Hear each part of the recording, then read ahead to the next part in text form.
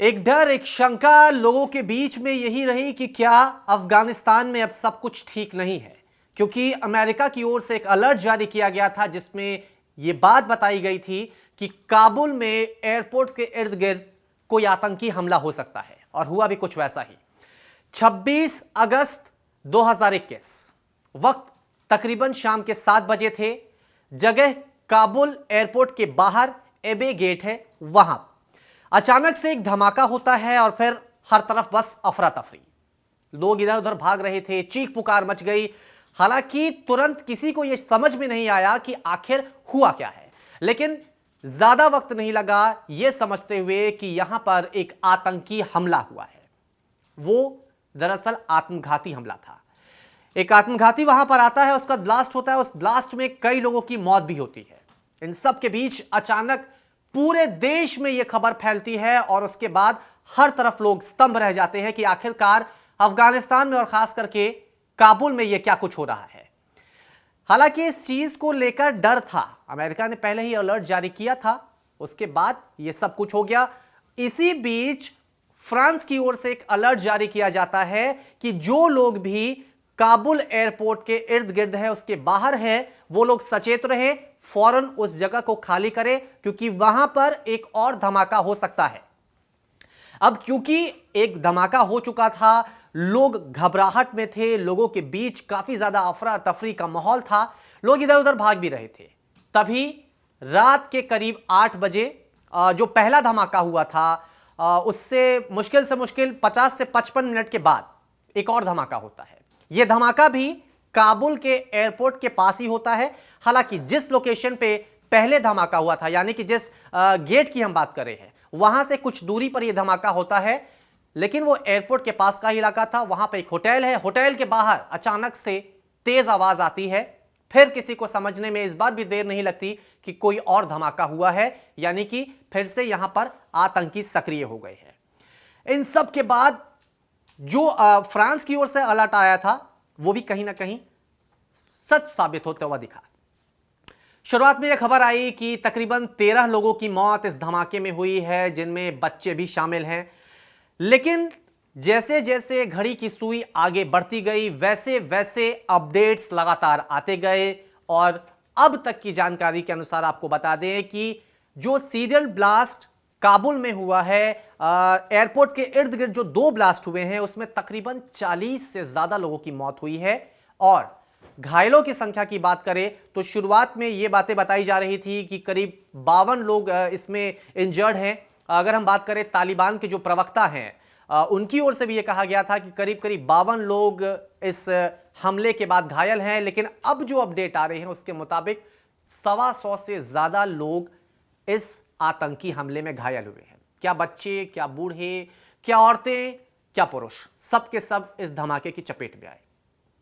दरअसल अफगानिस्तान में इस वक्त जो माहौल है वो काफी ज्यादा गड़बड़ वाली स्थिति में चल रहा है। लोग काफी ज्यादा डरे हुए हैं, क्योंकि तालिबानी जब से अफगानिस्तान पर कब्जा किए उनके बाद से महिलाओं की सुरक्षा को लेकर खास तौर पर सवाल उठ रहे हैं। और साथ ही साथ ये भी सवाल उठ रहा है कि क्या अफगान के नागरिक जो हैं उन्हें वो आजादी मिल पाएगी, जिस आजादी से, जिस बेखौफ होकर जो वो पहले घूमते थे, क्या वो चीज वापस मिल पाएगी। इसीलिए इन्हीं सब शंकाओं को देखते हुए लगातार अफगानिस्तान से लोग छोड़ रहे हैं, वो दूसरे प्रांत जा रहे हैं।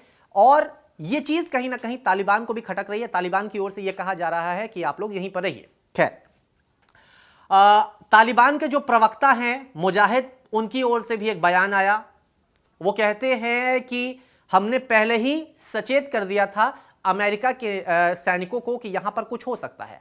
अगर देखें काबुल एयरपोर्ट के बाहर की बात करें, अगर तस्वीरें बहुत दिनों से आ रही हैं, वहां पर अमेरिकी फौज वहां पर है और वो लोगों की मदद करते हुए भी दिख रहे हैं। और शायद हो सकता है कि ये बात तालिबान को खटक रही हो। खैर, अगर आज की अपडेट करें तो लगातार बैठकें हो रही है। ब्रिटेन सरकार ने आपात बैठक बुलाई। इसके अलावा अगर हम बात करें तो फ्रांस के राजदूत जो अफगानिस्तान में मौजूद हैं, उन्हें फौरन वापस लौटने का आदेश दे दिया गया है। उन्हें कहा गया है कि आप फौरन अपने देश आइए। पेंटागन की ओर से इस बात की पुष्टि की गई है कि जो धमाके हुए हैं काबुल में, जो 2 सिलसिलेवार धमाके 1 घंटे के अंतराल पर हुए हैं, उसमें अमेरिकी जो नागरिक हैं उनकी भी मौत हुई है। देखिए, आंकड़ा अभी फिलहाल 40 का है, घायलों की संख्या तकरीबन 125 बताई जा रही है, लेकिन इस बात से इनकार नहीं किया जा सकता कि यह आंकड़ा आने वाले कुछ घंटों में और बढ़ सकता है। ऐसा इसलिए क्योंकि काबुल एयरपोर्ट के बाहर जो है, लोग किसी भी तरह से बस वहां से निकलना चाह रहे हैं, वो बस चाह रहे हैं कि वो एक सुरक्षित जगह पर पहुंच जाए, और इसीलिए वहां पर भीड़ है। जो प्लेन्स आ रहे हैं उनकी तस्वीर हमने पहले भी लगातार आपको दिखाई है, और इस वक्त भी कुछ ऐसे ही हालात हुए। खैर, अलर्ट की अगर हम बात करें, जो पहला अलर्ट आया था, यानी कि जो पहला धमाका हुआ है उससे पहले जो अलर्ट आया था वो अमेरिका की ओर से आया था। उसमें यह कहा गया था कि एक आतंकी हमला हो सकता है। इसके बाद ब्रिटेन की ओर से भी इस बात की जानकारी दी गई कि हां, एक हमला हो सकता है।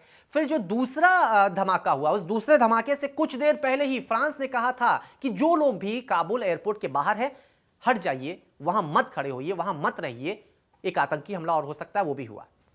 ऑस्ट्रेलिया ने भी इस बात की जानकारी दी है कि वहां पर खतरा है, और वो लगातार निवेदन कर रहा है कि जो लोग काबुल एयरपोर्ट पर हैं, उसके इर्द गिर्द बाहर में हैं, वो एक सेफ जगह पर चले जाएं, क्योंकि वहां पर आतंकी हमले का खतरा जो है वो अब भी बरकरार है। और जिस तरह से पहला आत्मघाती हमला होता है और कुछ मिनट के बाद बेखौफ होकर दूसरा आतंकी हमला होता है, उसके बाद यह डर और भी बढ़ जाता है। अगर बात करें तो इस वक्त पूरी दुनिया स्तंभ है।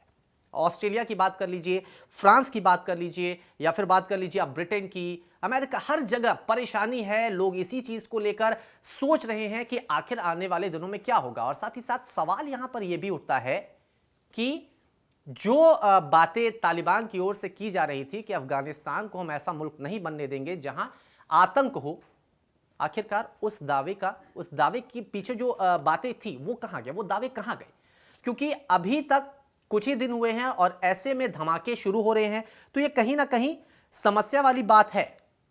धमाके के बाद की अगर हम बात करें तो बहुत सारी विचलित करने वाली तस्वीरें भी सामने आई, लोग इधर उधर भाग रहे थे। खैर, सबसे पहले आपको हम एक बयान सुनाते हैं, उस चश्मदीद की बात सुनाते हैं जिसने अपनी आंखों से सब कुछ वहां पर देखा। बस वो खुशनसीब रहा कि इस धमाके में वो बच गया। دفعه انفجار شد، ما از بین او بیرون برآمده بودیم، دیدیم که بسیار مردم بود.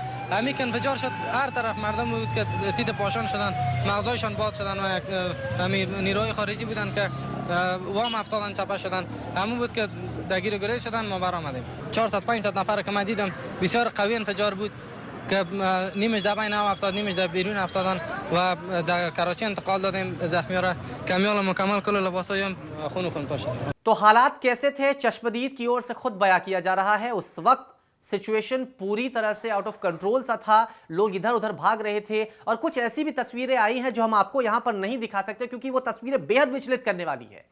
स्ट्रेचर वहां पर मौजूद नहीं था, लिहाजा सामान जो टोकरियां होती है उसमें पेशेंट्स को, जो घायल हुए थे, उन्हें भर भर के लोग ले जाते हुए दिखे। हालांकि अच्छी बात यह रही कि मदद के लिए हाथ भी लोगों की ओर से बढ़े, क्योंकि अक्सर ऐसा होता है कि जब इस तरह की सिचुएशन होती है जहां पर कुछ भी होने का खतरा रहता है और वहां पर कोई धमाका हो जाए तो पैनिक बहुत ज्यादा हो जाता है, लोग अपनी जान की परवाह करते हैं, फौरन वहां से हट जाते हैं। लेकिन यहां पे मानवता की मिसाल भी देखी गई है। और इस वक्त अगर बात करें तो आंकड़ों की अगर हम बात करें तो 40 के करीब मौतें, इसकी सूत्रों के हवाले से यह जानकारी है कि 40 के करीब मौतें हुई हैं और 125 के करीब लोग घायल हैं। अब सवाल यहां पर यह उठता है कि इस आतंकी हमले के पीछे आखिरकार मकसद क्या था? पूरी दुनिया इस पर विचार विमर्श कर रही है, बैठकों का दौर जारी है। अगला अपडेट जो भी होगा आप तक न्यूज़ तक के जरिए हम जरूर पहुंचाएंगे।